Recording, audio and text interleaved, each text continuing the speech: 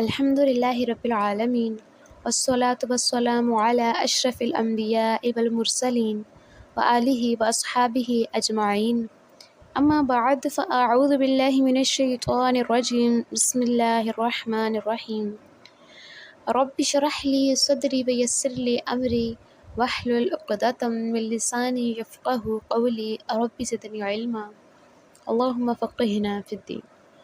السلام علیکم ورحمۃ اللہ وبرکاتہ۔ امید ہے کہ آپ سب ایمان، صحت و تقوی کی بہترین حالتوں میں ہوں گی۔ اللہ سبحانہ و تعالی آپ کی طرف بڑھنے والے ہر شر کو خیر میں بدل دے اور آپ کے پیاروں کو اپنی امان میں رکھے، آمین۔ آج تفسیر سیریز کا ہمارا لیسن نمبر 153 ہے، جو انشاءاللہ سورہ آل عمران کے آیت نمبر 187 سے سٹارٹ ہوگا۔ تو تقریباً ہم سورہ آل عمران کے آخری رکوع کے بہت قریب پہنچ چکے ہیں، اور سورہ آل عمران کا آخری رکوع قرآن کریم کی عظیم ترین آیات اور عظیم ترین رکوعات میں سے ایک ہے۔ شاید آج کے لیسن میں ہم اس کی ایک دو آیات پڑھ بھی لیں۔ تو سورہ آل عمران بھی اپنے اختتام کو پہنچ رہی ہے، اور اس کے بعد ہم انشاءاللہ سورہ النساء شروع کریں گے۔ قرآن کی سب سے بڑی دو صورتیں اپنے اختتام کو پہنچی ہیں ہماری تفسیر سیریز میں۔ خوشی بھی ہے اور ایک تھوڑا سا دل میں اوبیسلی غم بھی ہے کہ ایک ایک کر کے آیات گزرتی جا رہی ہیں۔ انشاءاللہ جو ہم نے پڑھا ہے اللہ تعالیٰ ہمیں اس پر عمل کرنے کی توفیق عطا فرمائے۔ لیسن کو سٹارٹ کرتے ہیں بغیر آپ کو مزید ٹائم لیے۔ بسم اللہ الرحمن الرحیم۔ وَإِذْ أَخَذَ اللَّهُ مِيثَاقَ الَّذِينَ أُوتُوا الْكِتَابَ، اور یاد کرو جب اللہ نے ان لوگوں سے ایک قول و قرار لیا تھا جن کو کتاب دی گئی تھی۔ اب یہاں پر غالباً دوبارہ بنی اسرائیل سے خطاب کیا جا رہا ہے کہ اس وعدے کو یاد کرو جو اللہ تعالیٰ نے تم سے لیا تھا جب اللہ تعالیٰ تمہیں کتاب دے رہے تھے، یعنی کہ جب تمہیں تورات دی گئی تھی اس وقت جو اللہ نے تم سے وعدہ کیا تھا اسے یاد کرو۔ وہ کیا وعدہ تھا؟ لَتُبَيِّنُنَّهُ لِلنَّاسِ وَلَا تَكْتُمُونَهُ، کہ تم لازماً اسے لوگوں کے سامنے واضح کرو گے اور اسے چھپاؤ گے نہیں۔ یعنی جو کتاب اور اس کتاب میں جو احکامات تمہاری طرف نازل کیے گئے ہیں اللہ تعالیٰ کی طرف سے، تم اس کو واضح طور پر کھول کھول کر لوگوں کو بیان کرو گے، اس میں سے باتوں کو حذف نہیں کرو گے، چھپاؤ گے نہیں، اپنی طرف سے رد و بدل نہیں کرو گے۔ لیکن انہوں نے کیا کیا؟ فَنَبَذَهُ وَرَاءَ ظُهُورِهِمْ، تو انہوں نے اس وعدے کو، اس عہد کو پس پشت پھینک دیا۔ جیسے کہ ہم پچھلے لیسن میں یہ پڑھ رہے تھے کہ یہ ان کی عادت تھی۔ انہوں نے کیونکہ بول دیا تھا کہ سمعنا وعصینا، ہم نے سنا اور ہم نے نافرمانی کی، تو انہوں نے ہر اللہ تعالیٰ کی طرف سے کہی گئی بات کی نافرمانی کرنی تھی، تو ہمیشہ کی طرح انہوں نے دوبارہ نافرمانی کی اور اللہ تعالیٰ کی آیات کو لوگوں سے چھپایا، اپنے مطلب کی آیات لوگوں کے سامنے ظاہر کی، اور جہاں ان کے نفس کو ذرا تکلیف پہنچتی تھی، جہاں ان کے نفس کے مطابق آیات نہیں ہوتی تھی، انہوں نے چھپا لیا۔ اور اس سے بھی برا انہوں نے کیا کیا؟ وَاشْتَرَوْا بِهِ ثَمَنًا قَلِيلًا، اور اس کی بڑی حقیر سی قیمت وصول کر لی۔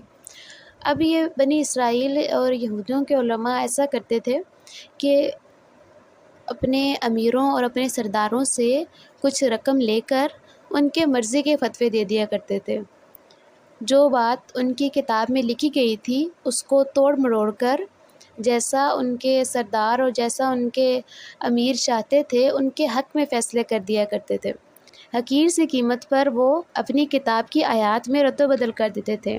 فَبِئْسَ مَا يَشْتَرُونَ، تو بہت ہی بری شے ہے وہ جو اس کے بدلے انہوں نے حاصل کی، یعنی جو مال انہوں نے اپنی کتاب میں رد و بدل کرنے کے معاوضے میں لیا، وہ بہت ہی برا ہے ان کے لیے۔ روز قیامت ان کو پتہ چلے گا کہ جسے وہ خزانہ سمجھ کر اپنا اثاثہ سمجھ کر سنبھال کر رکھتے رہے، جب ان کے گلوں میں اس کے توق ڈالے جائیں گے تو انہیں سمجھ جائے گی کہ ہم نے کتنا بڑا گناہ کا کام کیا اور کتنی بڑی خطا ہم سے سرزد ہوئی۔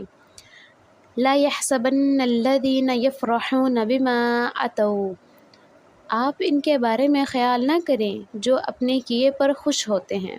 اگر کبھی وہ کوئی بھلائی کا کام کر لیتے ہیں، کسی کو کچھ دے دیتے ہیں تو اس پر بہت اتراتے ہیں، اکڑتے ہیں کہ ہم نے تو بہت کچھ کر لیا۔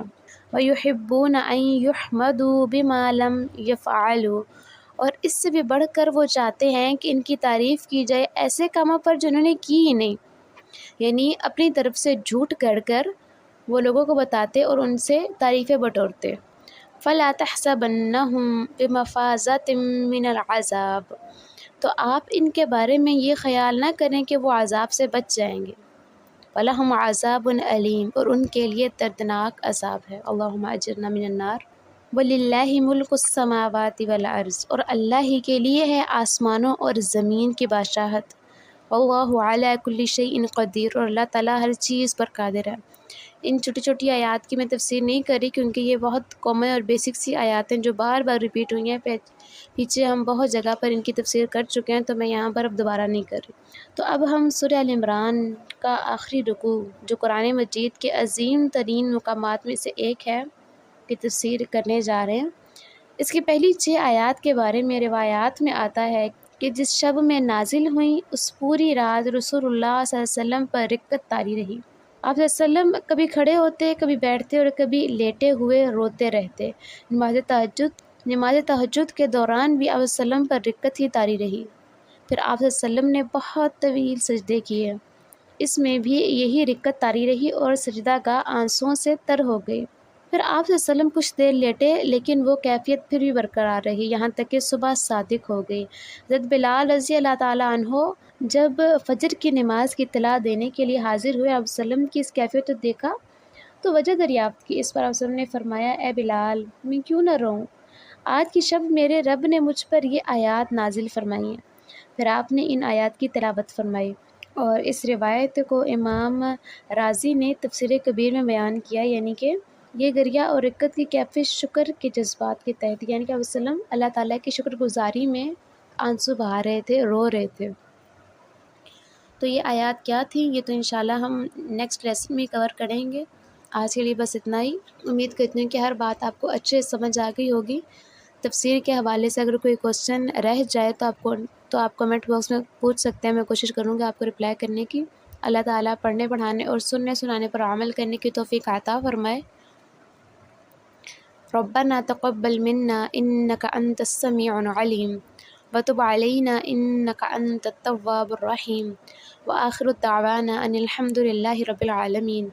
السلام علیکم ورحمۃ اللہ وبرکاتہ۔